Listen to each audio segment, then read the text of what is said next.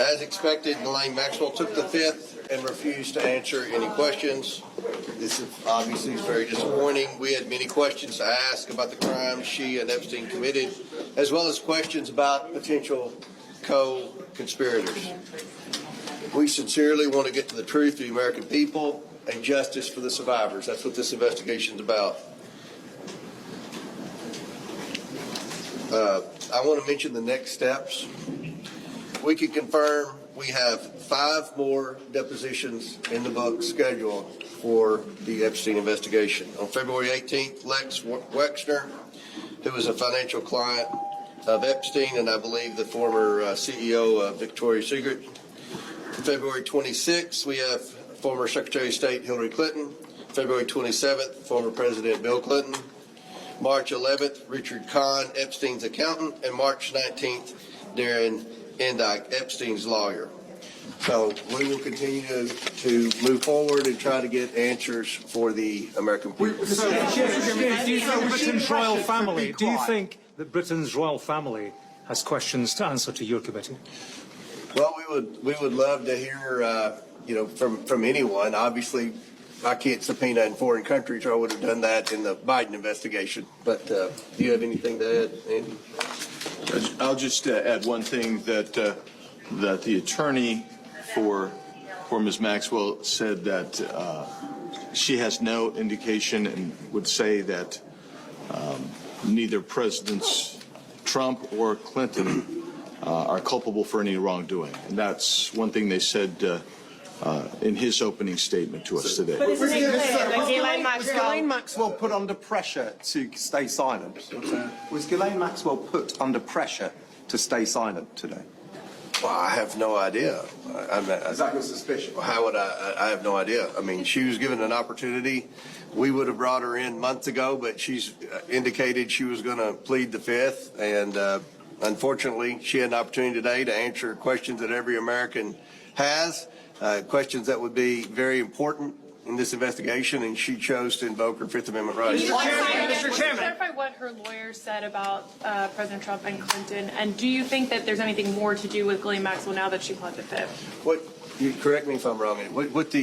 Just to be clear, what her attorney said, Maxwell didn't say. Her attorney said that she would answer questions if she were granted clemency by the President Trump, and that she went on to say about Clinton and but he went on to expand that.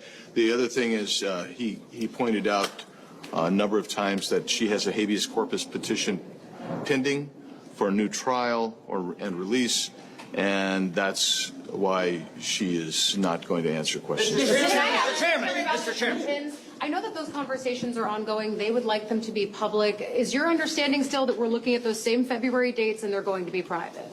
Yeah, that's what they agreed to, and they will be public, just like this will be public hopefully very soon. We've released every transcript and every video and audio of every deposition we've done since I've been chairman of the committee. Mr. Chairman, does the committee have any plans to subpoena Commerce Secretary Howard Lutnick, given the revelations? We're going to try to get these 5 nailed down.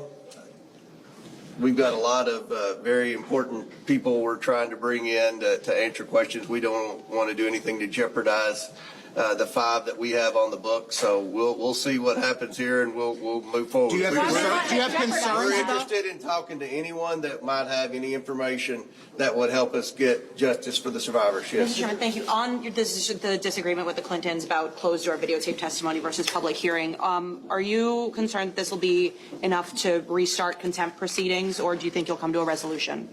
I mean, they said they agreed to a standard deposition. That's what a standard deposition is. Every time I've come out here for a press gaggle with you all, we've had a standard deposition. So this is how depositions work, and it will be made public. So they want a public deposition.